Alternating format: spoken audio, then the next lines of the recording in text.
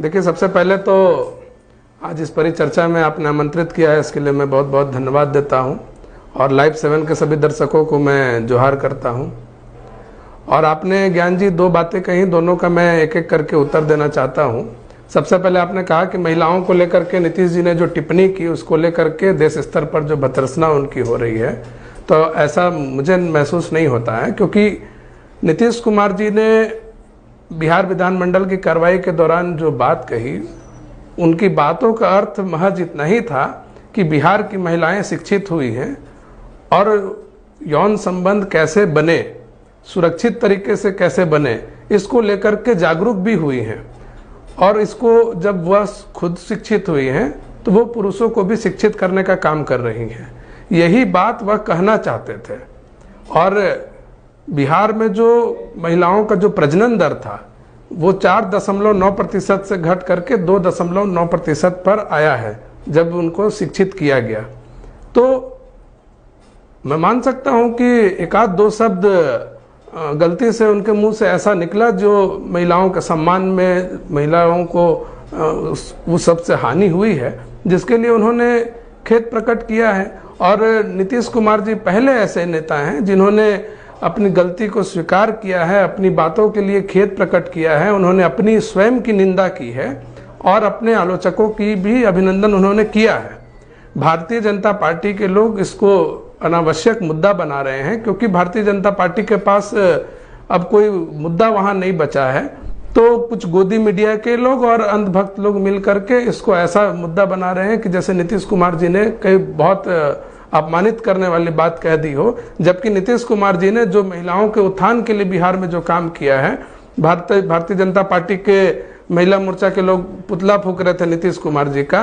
वो गोदी मीडिया के लोगों को मैं बोलना चाहता हूं कि भाजपा महिला मोर्चा की महिलाओं से नहीं पूछ करके बिहार की महिलाओं से पूछना चाहिए कि नीतीश कुमार जी ने उनके उत्थान के लिए क्या किया है। और नीतीश कुमार जी ने जो जाने अनजाने में जो बात कही है उसके लिए उन्होंने खेद प्रकट किया। भाजपा के किस नेता ने आज तक अमर्यादित टिप्पणी के लिए खेद प्रकट किया?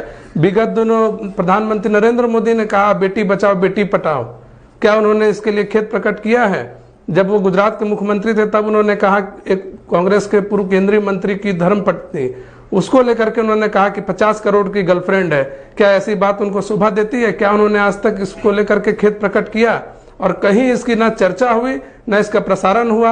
और प्रसारण होगा भी कैसे, क्योंकि देश के सारे मीडिया घराने को नरेंद्र मोदी जी और भारतीय जनता पार्टी सागर जी बड़े दिनों से आ रही है। 1 मिनट में आपको रोकना चाहूंगा कि लगातार ये देखा जा रहा है, आपके मुख्यमंत्री भी जब हाउस के अंदर बोलते हैं तो दुतल्ला पर बैठे लोगों को मैं कहना चाहता हूं, जब वो बयान देते हैं तो उनको कहते हैं, तो आखिर इतनी एलर्जी मीडिया से क्यों? क्या आपके नेता ऐसी बातें बोले जो कि लोगों को बोलना अच्छा नहीं लगता हो, आप उसको कहते हैं कि नहीं इसको गोदी मीडिया ने कर दिया? आखिर ये चीजें जो है, आखिर वॉइसनेस जो है, आपके जो INDIA गठबंधन, उन्होंने कई पत्रकारों को बैन किया कि इनको मैं बयान नहीं दूंगा, तो आखिरकार ये क्या दर्शाना चाहते हैं? क्या मीडिया उनकी बातों को ना रखे? क्या वो गलत बोले और उसको ही मीडिया अच्छी सराहना करे? क्या ये उचित लगता है आपको?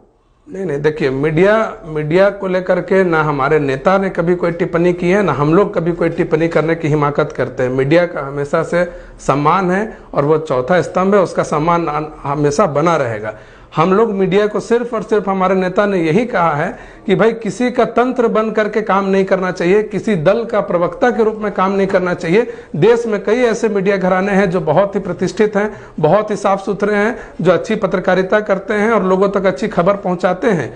लेकिन इन दिनों आप देखे होंगे कि कई ऐसे लोग भी हैं मीडिया में, और इसको लेकर के लगातार बातें उठ भी रही है। और केंद्र सरकार ने भी यह कानून बनाने की बात कही कि आखिर मीडिया के लोग हैं कौन, इसके लिए कानून बनना चाहिए। तो वैसे लोगों को हम लोग गोदी मीडिया से यहाँ पर संबोधित कर रहे हैं, और ये सब उन लोगों का फैलाया हुआ, इसको भुनाने का काम किया। चूंकि नीतीश कुमार जी का राजनीतिक कद लगातार जो है बढ़ रहा है और केंद्र की जो सरकार है नीतीश कुमार से घबराई हुई है, नीतीश फोबिया उनको हो गया, इसलिए उनके कद को गिराने के लिए ये सारा कुछ पूरे देश स्तर पर इसको भुनाने का काम। अशोक जी, 2 बातें आई सागर जी।